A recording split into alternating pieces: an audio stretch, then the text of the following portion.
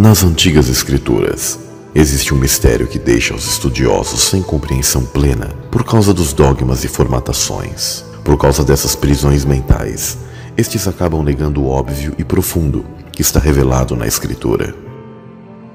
Vamos falar sobre o enigmático "façamos o homem à nossa imagem e semelhança". Após a regeneração de todas as coisas, depois da queda dos anjos, dos filhos de Deus, o antigo Éden foi recriado, regenerado, feito novos céus e nova terra. Tudo isso foi para Cristo, o Messias. O clímax do capítulo 1 de Gênesis está nos seguintes versos, do qual o mistério está na criação de Adão, do qual o termo em hebraico significa em realidade humanidade. Deus disse: haja luz, mas especialmente na humanidade, Deus não disse haja homem, mas façamos o homem, à nossa imagem e semelhança. Todos os atos criativos do novo Éden teve uma palavra singular, mas na formação da humanidade, vemos que Deus está presente com outros de sua própria natureza e essência. E esta passagem tem sido um enigma para muitos intérpretes da Bíblia, para muitos um mistério não resolvido até os dias de hoje. E por que Deus não se referiu à ação do verbo em singular, mas usou um plural muito claro? Para estudiosos que afirmam que Deus é um, é muito difícil interpretar o plural nós, ou façamos, do qual se refere a Deus. Deus se refere a si mesmo com o termo em plural através da palavra Elohim. O termo Deus em singular é El, Eloá, mas Elohim é plural, significando deuses. O termo Elohim aparece nas escrituras mais de 2.500 vezes. Poderia o termo ter algum sentido mais profundo? Alguns, para tentarem escapar deste mistério, inventam que isso seria um plural majestático, mas tal conceito é errôneo, e a língua semítica antiga não possuía tais questões, mas era mais literal e profunda do que podemos imaginar. Para entender este mistério, é necessário entender a intenção de Deus que criou todas as coisas. Digno és, Senhor, de receber glória e honra e poder, porque tu criaste todas as coisas, e por tua vontade são e foram criadas. No nosso mundo, todos os organismos da terra são frutíferos, férteis, fecundos. Todos esses organismos dão vida aos seus jovens, aos seus semelhantes. Aqui descobrimos uma regra, um padrão divino que se reflete desde os céus para a terra. Pássaros nos céus têm seus pais e suas mães. Animais aquáticos, como mamíferos e peixes, possuem seus pais e suas mães. Leões nos campos possuem seus pais e suas mães. Até mesmo plantas também possuem o mesmo processo de masculino e feminino. O mesmo para os humanos. Existe um pai e uma mãe que dão à luz a um bebê, mesmo que hoje exista a corrupção de casais do mesmo sexo querendo supostamente ter um bebê. Mas tal coisa é abominação a Deus, pois é macho e fêmea o padrão da vida, o padrão celestial. Ninguém pode nascer nessa terra sem seu pai e sua mãe. Deus decretou este princípio que sempre há um pai e uma mãe. Muitos dos organismos da terra seguem essa regra do Criador. Este incrível mistério da vida tem sido provado pela ciência.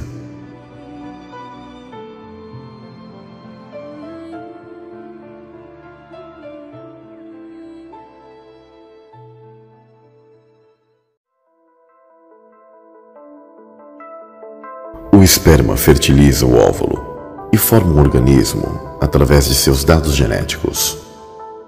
Mitocôndrias precisam abastecer os nutrientes e energia para os organismos vivos. As mitocôndrias são como fábricas que permitem que todas as células humanas trabalhem. Sem as mitocôndrias não haveria energia, Em outras palavras, não haveria vida. As mitocôndrias são responsáveis por produzir energia necessária para as células e são herdadas das mães. Todos os seres herdam características de seu pai e de sua mãe, metade. Contudo, o óvulo fertilizado não possui nenhuma mitocôndria dos pais, mas somente das mães. Esta é a herança materna da mitocôndria. Mitocôndrias são definitivamente de nossas mães. Mitocôndrias lembram sempre minha mãe, que me abraça calorosamente em seus braços. Ela falece, mas suas mitocôndrias sempre estarão em meu corpo. O gene da vida só existe nos corpos de nossas mães. Passam para as próximas gerações somente pelas mães. Isso significa que a vida não pode prosseguir sem as mães. Mesmo nesse momento, muitos organismos estão recebendo os genes de suas mães em vários lugares.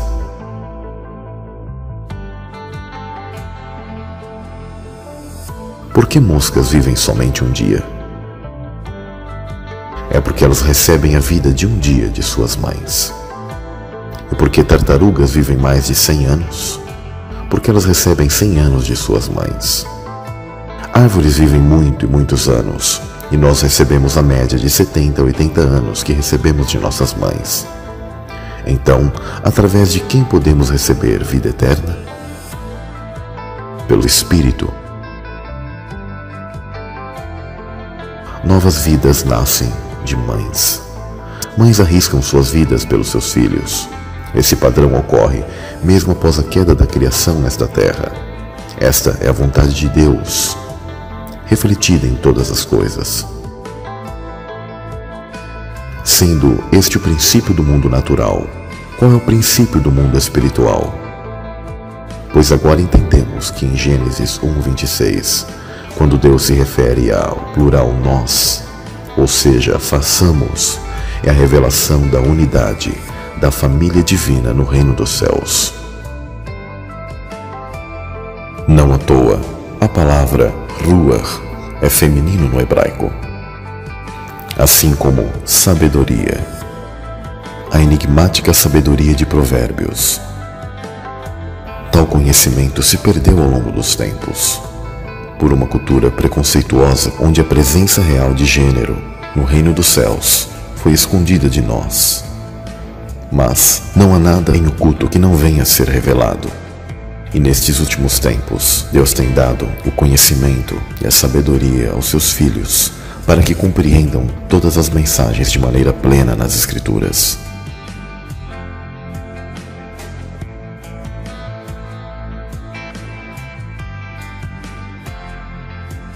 Qual é a aparência dos seres que foram criados à imagem e semelhança de Deus, chamado Elohim, ou deuses? É a família divina. Pois a família divina criou o homem à sua imagem e semelhança. Macho e fêmea os criou. Homem e mulher os criou. Então Deus criou a sua imagem, tanto masculina e de seu espírito, que reflete sua contraparte feminina, chamado nas escrituras antigas de sabedoria.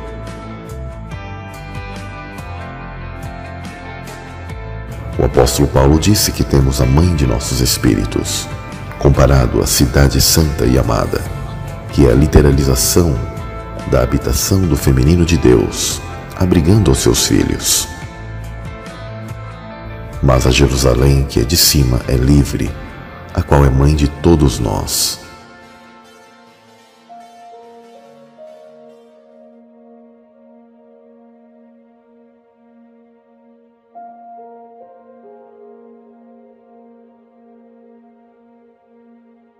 O porquê teólogos não sabem responder o uso plural na Escritura é porque negam o princípio feminino que acompanha a Deus, o Pai, nas Escrituras. Você, mulher, é a imagem da divindade. Na família divina, o Espírito de Deus é a imagem feminina do Pai. Na estrutura de seu Espírito, como nossa mãe, é onde habitamos. Por isso, quando todos nascemos de novo, as dores de parto acabarão e estaremos juntos com uma família divina. O Pai, seu Espírito, Santuário de Deus, o Filho e todos nós, que formamos um corpo cósmico chamado de noiva, um casamento supremo, uma família divina.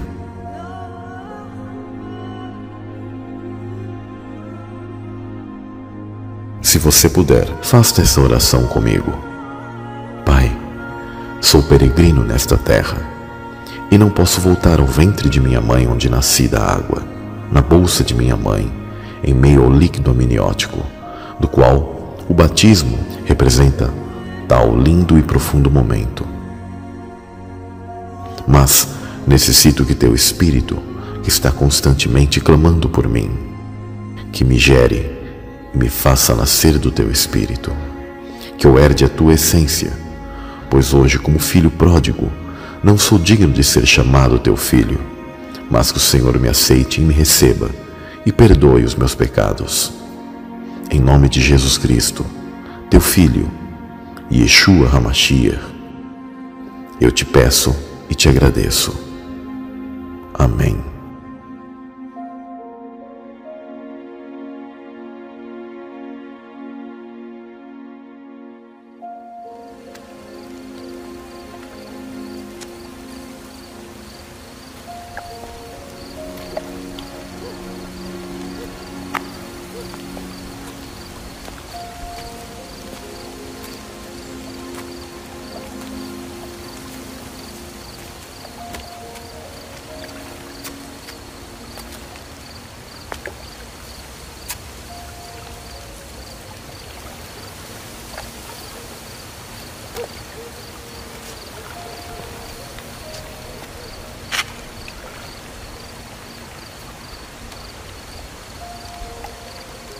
Rabi,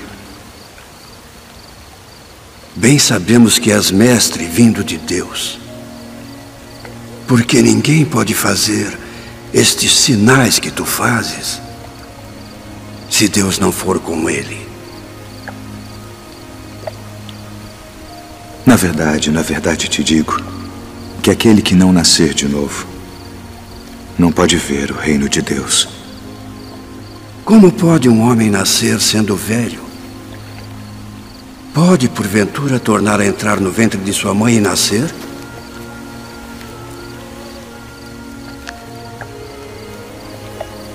Na verdade te digo que aquele que não nascer da água e do Espírito não pode entrar no reino de Deus. O que é nascido da carne é carne, e o que é nascido do Espírito é Espírito. Não te maravilhes de te ter dito: necessário vos é nascer de novo.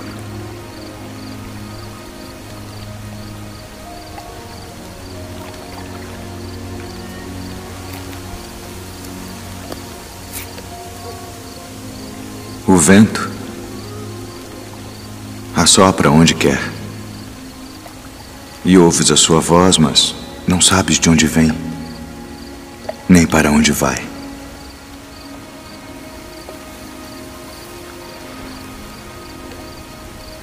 Assim é todo aquele que é nascido do Espírito. Como pode ser isso? Tu és mestre de Israel e não sabes isto. Na verdade te digo que nós dizemos o que sabemos e testificamos o que vimos, e não aceitais o nosso testemunho.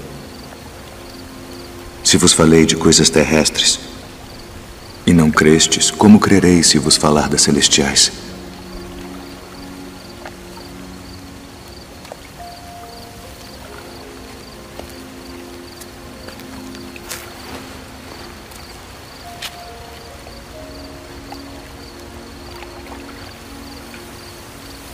Ninguém subiu ao céu, senão o que desceu do céu,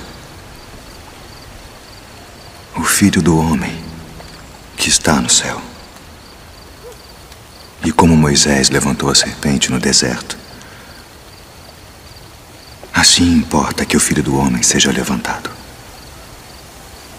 para que todo aquele que nele crê não pereça, mas tenha a vida eterna.